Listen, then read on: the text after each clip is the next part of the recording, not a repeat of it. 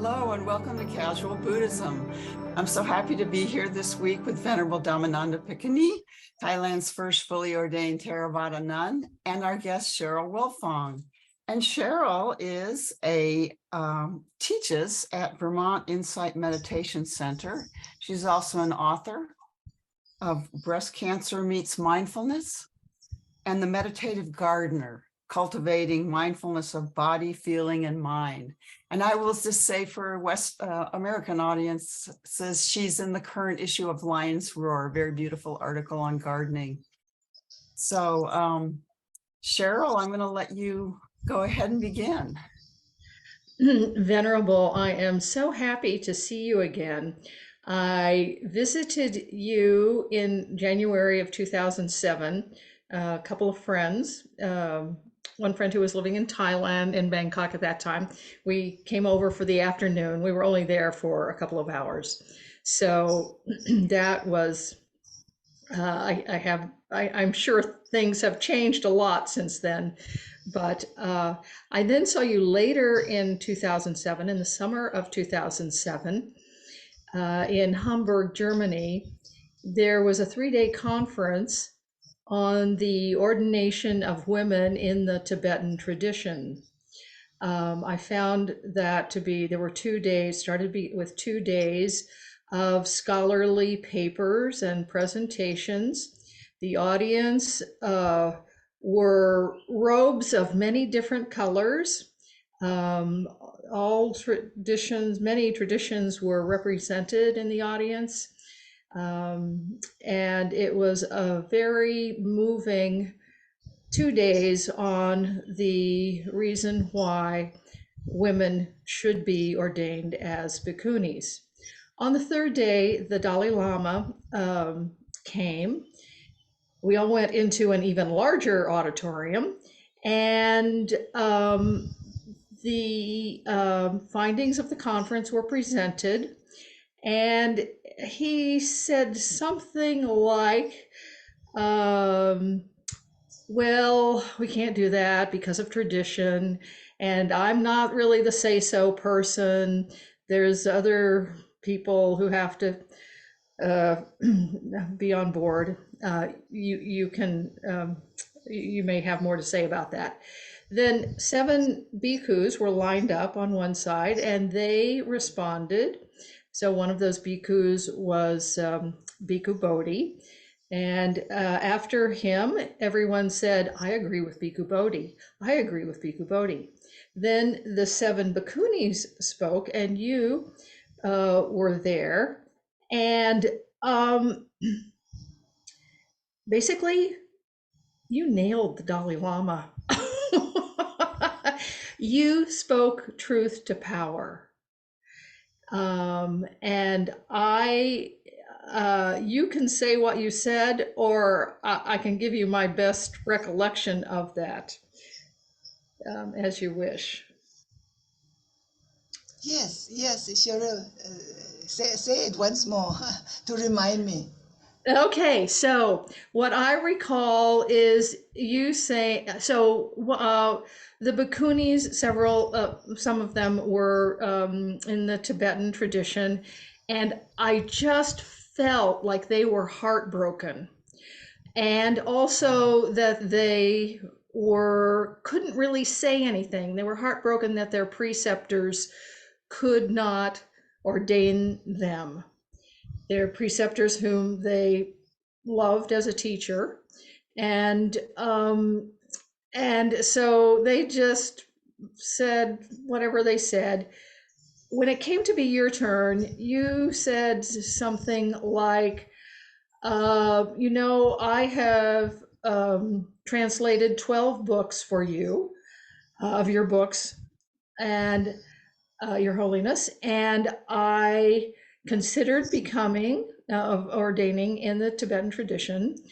But in my country, if women are not fully ordained, then they seem childish. And that you then decided to ordain in the Theravadan tradition. So that's the way I remember it. But so this speaking truth to power, His Holiness, who we all revere, and yet you were able to speak to him kindly, forcefully, and I think with an Asian perspective, because you could say this cultural thing that the Western Tibetan nuns maybe weren't quite tuned into. So Yes, I recall 2007. That was also, I also underlined the incident in my life because I had trusted His Holiness, and I studied under him. I followed to listen to his teaching. I translated his book and the books in Tibetan tradition, not 12, but maybe 3 or 4, but each one of them I really take it to heart, including Freedom in Exile, which tell the story about how he escaped from Tibet to India, and also his mother's book, Dalai Lama, My Son, who gave yet another story of how she fled Tibet along with him. So I felt very closely connected with His Holiness. But on that day, on that particular day, we had so much hope that something will change for the Tibetan women so that they can be fully ordained. Before the actual day in that auditorium, the Bhikkhus and Bhikkhunis, very committed in all tradition, Theravada, Vietnamese, Sri Lankan, Tibetan in Theravada in Sri Lankan, Thailand. We gathered late into the night, up till midnight for 2 nights, trying to find out the way to help the Tibetans to come out nicely on the Vinaya issue so that they can give ordination to the women. The 7 monks, as you said, they sit on the right side of His Holiness, and the Bhikkhunis on the left side of His Holiness. I was the last one on the left side because I was supposed to be the youngest in my ordination day. When His Holiness said something like, he couldn't do it, we have to wait until the next Buddha. We have to wait until next Buddha. That was something that I couldn't take it as academic and as Buddhist in Buddhist tradition, because I truly believed that the Buddha, the present Buddha, Siddhartha Buddha, never ever postponed his work, his responsibilities for the next Buddha. So if you are going to do it in this Buddha's lifetime, the Buddha gave us permission, gave the monks permission to give ordination to women, not to wait for the future Buddha. So the strength behind me was the academic strength, and the strength of my commitment. I give my life for this ordination. I give my life so that we could establish the ordination, the lineage of ordination for the women, with respect, with my complete respect and commitment to the Buddha. So it is not that I wanted to nail His Holiness. No, that is a bit too strong, the word. But I pay respect to the Buddha higher than any monk in the present day. The Buddha must come first. His Holiness is, after all, only my brother, not the Buddha. That was my attitude. So speak to the truth, speak the truth, to pay respect to the Buddha. That was all I was doing, not to belittle anyone, not to be disrespectful to anyone, but I had to speak because the audience was almost dead silent, when His Holiness said that we have to wait for the future Buddha. That was not the attitude of the Buddhists. That is not the way we pay respect to the Buddha. So that was my reason behind that. We still have this video clip, on this particular recording, this particular conference in 2007. It is a historical historical conference. Thank you so much for Cheryl for bringing.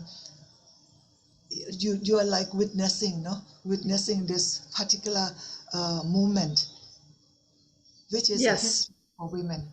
It is a history for the struggle of women, how we have struggled and how we try to keep the space for women according to what the Buddha gave us. Yes. Yes, Thank you, Venerable. Yes. thank you. I think that is our talk for tonight. I appreciate very much. I'm kind of in awe, Cheryl, that you were there. That because I've heard Venerable speak about this experience and I've read about it, but I've never met anyone who is actually at the conference. So thank you for sharing your Yes. experience. Yes. Well, And- quite go ahead. frankly, I didn't know what I was doing, but I just felt I had to be there as a witness. Very important. Thank you. And of course, thank you, Venerable. And we will see you again next week. Sadhu. Sadhu, sadhu. Sadhu, sadhu, sadhu.